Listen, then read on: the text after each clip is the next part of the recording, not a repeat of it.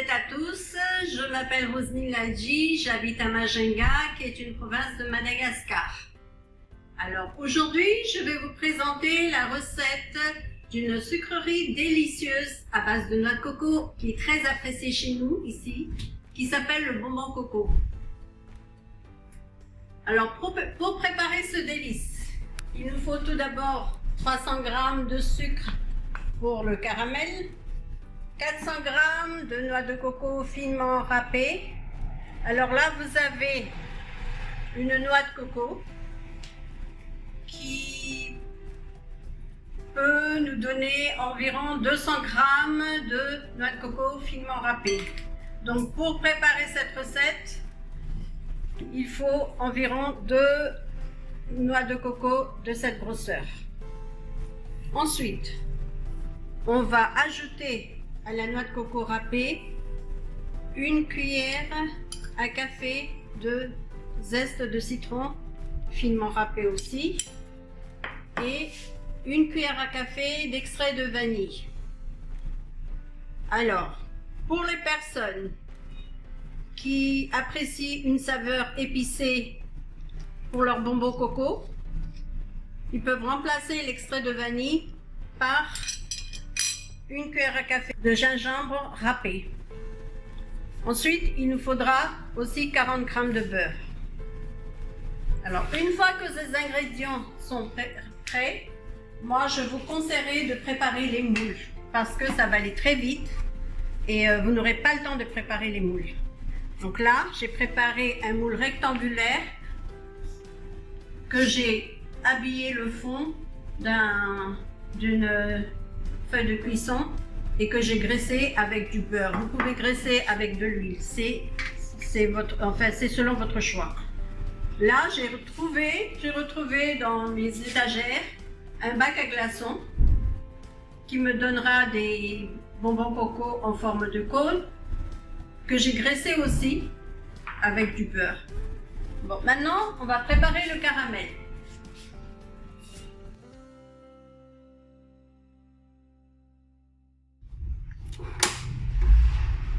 Nous allons préparer le caramel.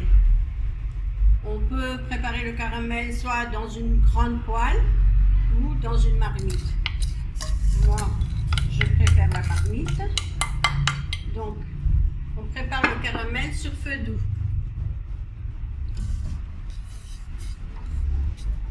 Alors, un conseil. Pour les personnes qui apprécient des bonbons coco de couleur claire, auront juste à dorer le sucre. Par contre, pour les personnes qui préfèrent des bonbons coco plus caramélisés, auront besoin de laisser le sucre un peu plus longtemps sur feu. Alors là, nous avons le caramel qui commence à dorer. Mais il faut bien le laisser fondre. Une fois qu'il est bien fondu, vous pouvez verser la noix de coco râpée pour les personnes qui aiment bien le bonbon coco de couleur claire. Bon. Sinon, laissez toujours sur feu jusqu'à ce que le sucre soit bien caramélisé de couleur assez foncée. Donc moi, je vais laisser foncer.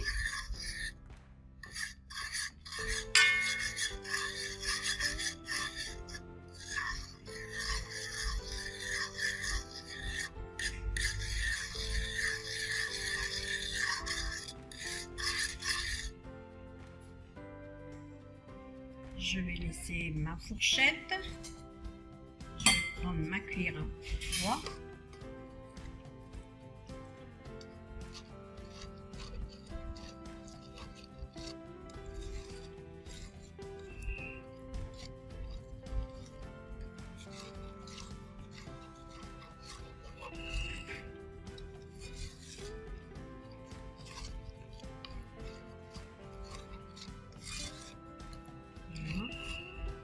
Commence à foncer.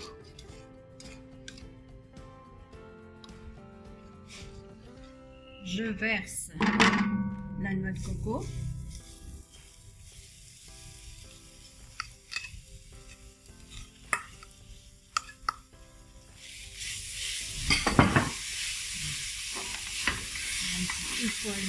jus pour bien mélanger.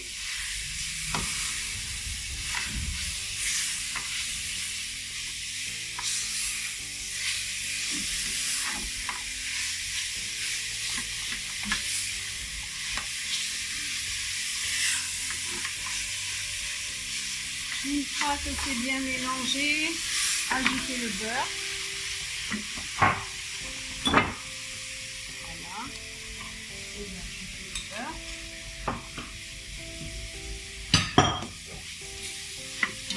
Et continuez de remuer jusqu'à ce que le mélange soit sec.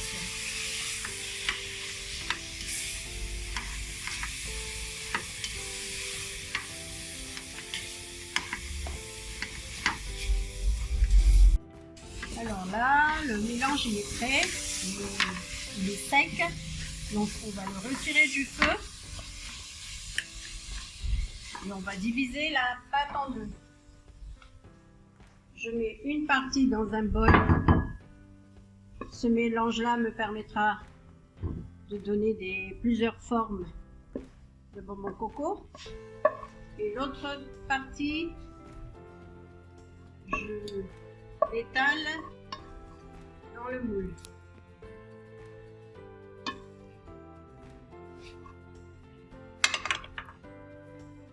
Voilà, bien étalé. Pour l'épaisseur, c'est selon votre choix. Si vous voulez des rectangles plus épais, vous étalez selon l'épaisseur que vous souhaitez.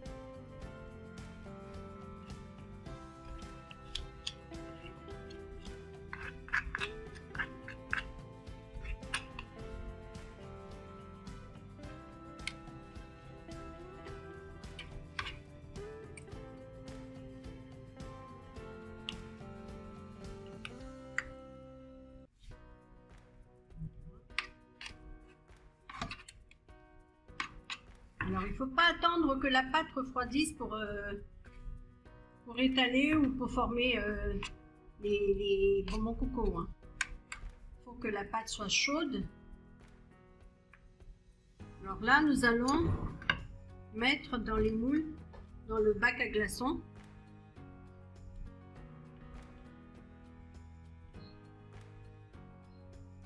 Pour obtenir des bonbons coco en forme de cône.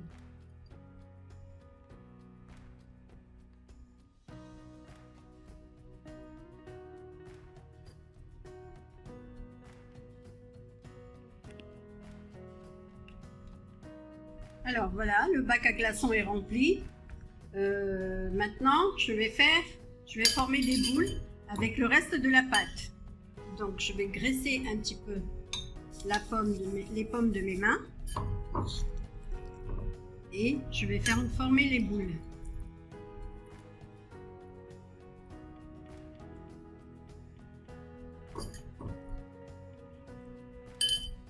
Vous pouvez faire des petites boules. Selon votre choix, hein,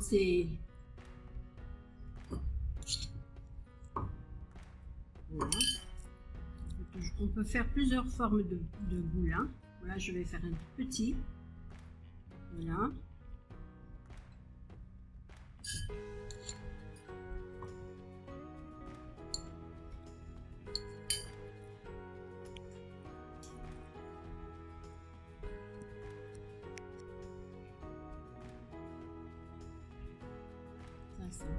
Un peu petit.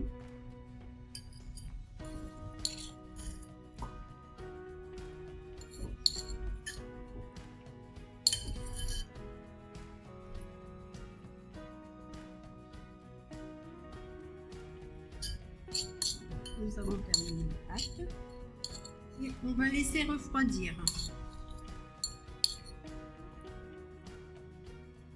Pour découper les rectangles ou les carrés, selon ce que vous souhaitez, on va laisser refroidir la pâte. C'est pareil pour les bonbons coco en forme de cône. Il faut laisser refroidir la pâte. Voilà. Alors, voici les bonbons coco prêts à être dégustés. Nous avons les bonbons coco sous forme de cône, en rectangle et des boules. J'espère que cette vidéo vous a plu. Je vous souhaite un bon appétit et je vous donne rendez-vous prochainement pour d'autres recettes. À bientôt, Inch'Allah. Ya Limadet.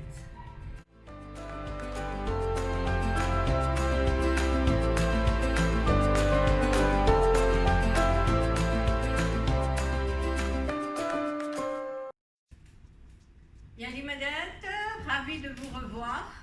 J'espère que nous allons passer un bon moment ensemble. Aujourd'hui, je vais vous préparer un plat indien que l'on prépare à l'occasion d'un mariage, d'un événement religieux, un kushali, ou encore lorsque on a des invités. Est-ce que vous avez deviné? Oui, c'est le biryani. Alors le biryani, c'est un plat indien que l'on confectionne avec des épices et à base de riz, accompagné soit de viande, soit de poulet, soit de mouton, soit de légumes, etc. Moi aujourd'hui je vais préparer un biryani avec un biryani poulet. Donc là j'ai préparé le poulet, les pistolets, et j'ai pas séparé le pistolet, et là c'est l'aile avec la poitrine. Il nous faut pour un poulet du jus de citron vert, du sel, 2 pots de yaourt, du curry, du cumin, des épices pour le biryani, de l'ail haché, du gingembre râpé, des oignons crus. Alors les oignons, on utilisera les oignons crus, on les mettra avec le poulet dans la marinade, des tomates coupées en dés, de la coriandre, des feuilles de menthe, et finalement on va arroser avec un filet d'huile d'olive. Donc on va préparer le poulet d'abord en assaisonnant. Je vais assaisonner le poulet. Voilà.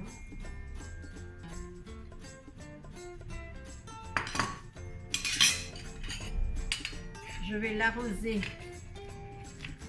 de jus de citron. Je vous conseillerais de prendre du citron vert pour éviter que ça soit acide.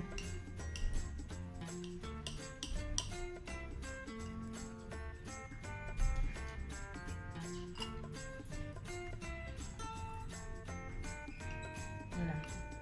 Une fois qu'on a arrosé de filets de jus de citron, on va préparer la marinade avec. On va tout d'abord mettre le cumin, le curry,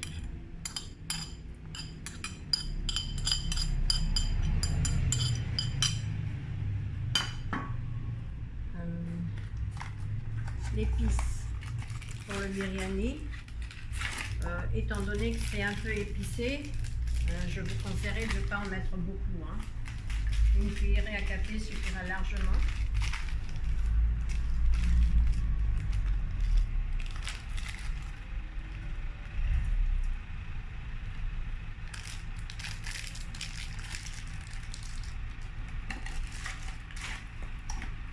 Alors, l'ail,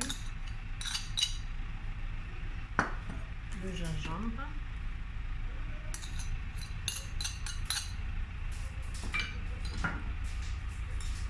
l'oignon cru. Alors il faut un gros oignon ou 2 moyens. Alors la tomate, environ 3 à 4 tomates.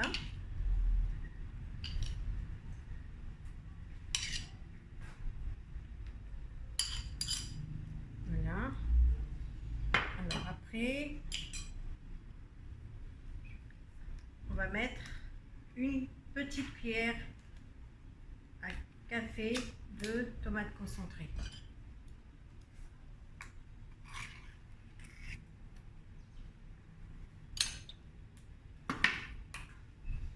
Alors, on va d'abord mettre les yaourts.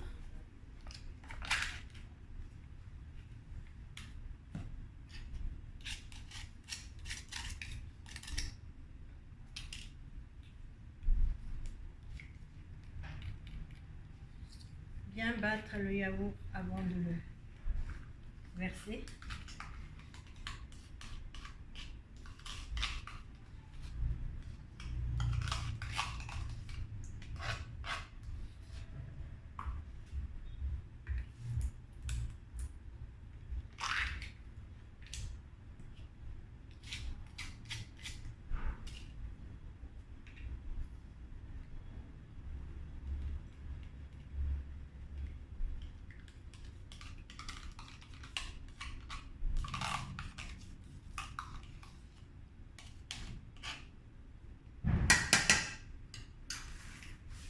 Maintenant, on va passer à la coriandre.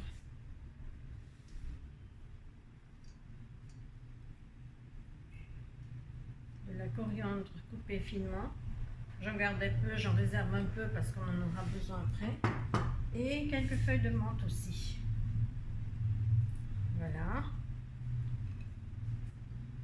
Alors, maintenant, on va malaxer le tout.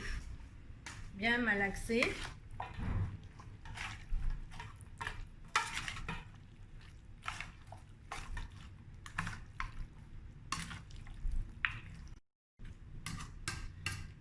Voilà, la marinade est faite, c'est bien malaxé. On va juste verser un filet d'huile et on va laisser reposer 30 minutes. Je tiens à vous faire une remarque, c'est que pour la viande, il vaut mieux préparer la marinade la veille.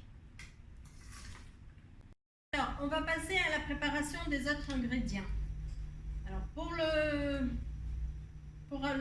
biryani de 4 personnes, il nous faut 1 kg de riz basmati, 100 g de lentilles, 4 oignons hachés et 6 pommes de terre à frire.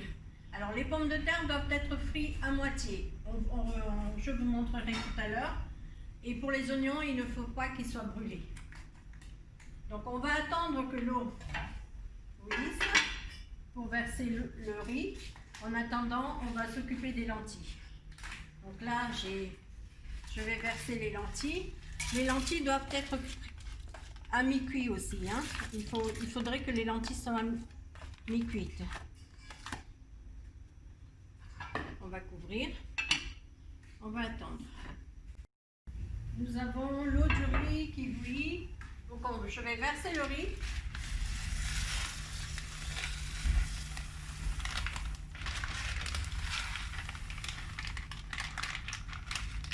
Voilà. Et remuer, ne pas cesser de remuer jusqu'à ce qu'il soit mi-cuit.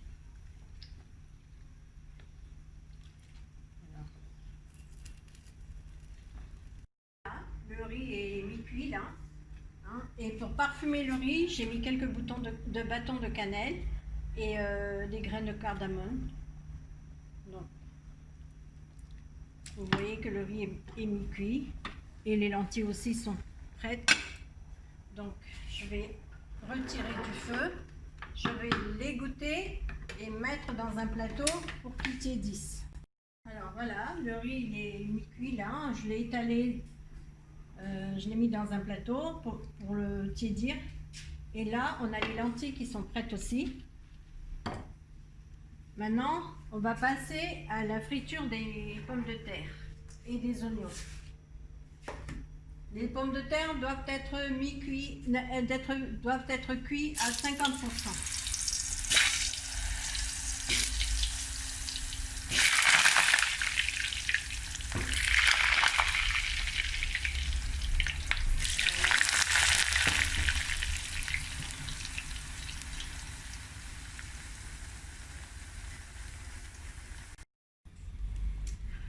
Les pommes de terre étant frites, là on va passer à la friture des oignons.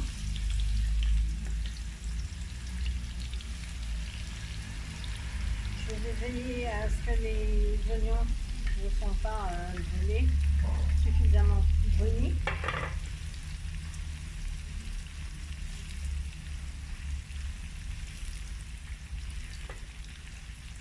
Prêt.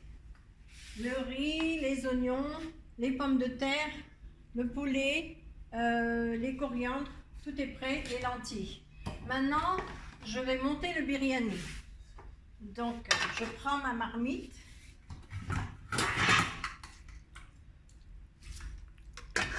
Je verse le poulet, bien étaler la sauce aussi, hein, la marinade.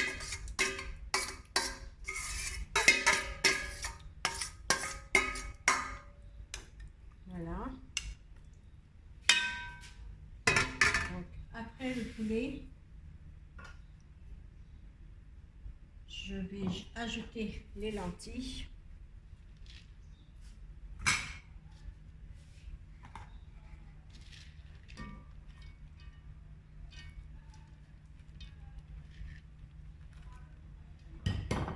Quelques oignons frits.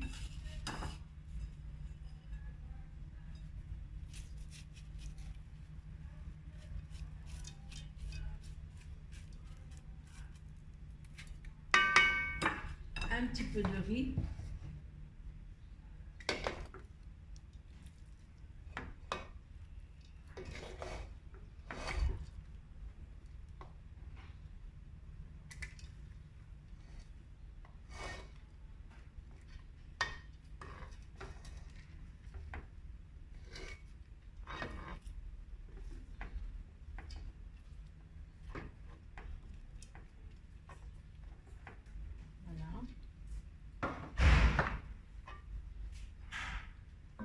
On va recommencer. On va mettre les pommes de terre.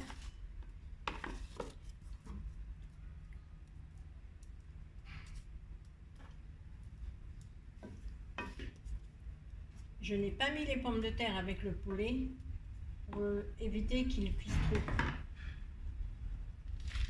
Les lentilles, encore une fois.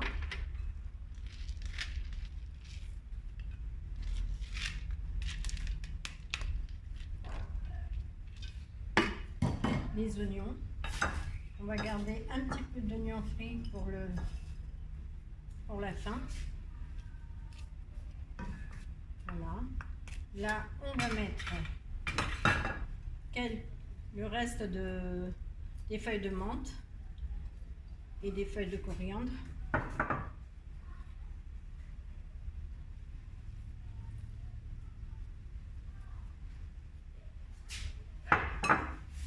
Et on va terminer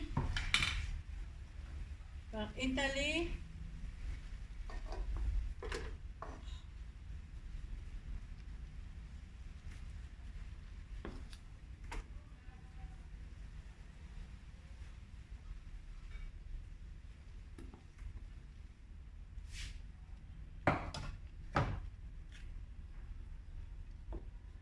voilà.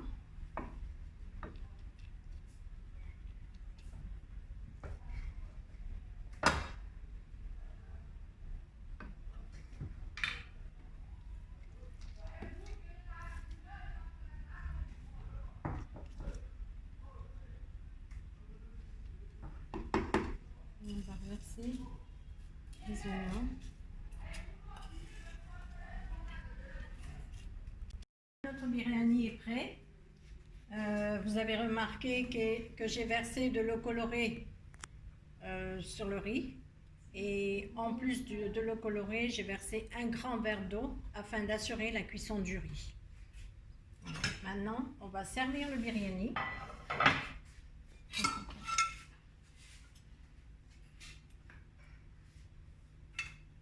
Deux façons de servir le biryani. Soit on met le riz blanc en dessous de la sauce du poulet, ou sinon à côté.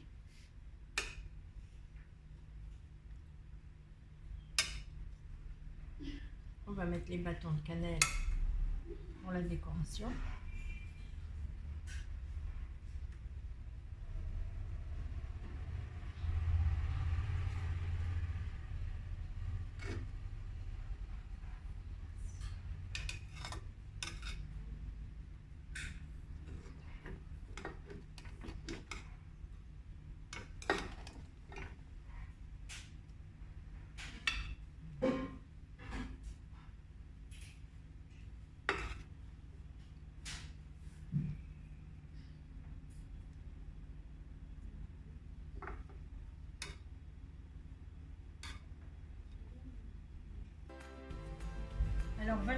votre biryani prêt à servir et à être dégusté.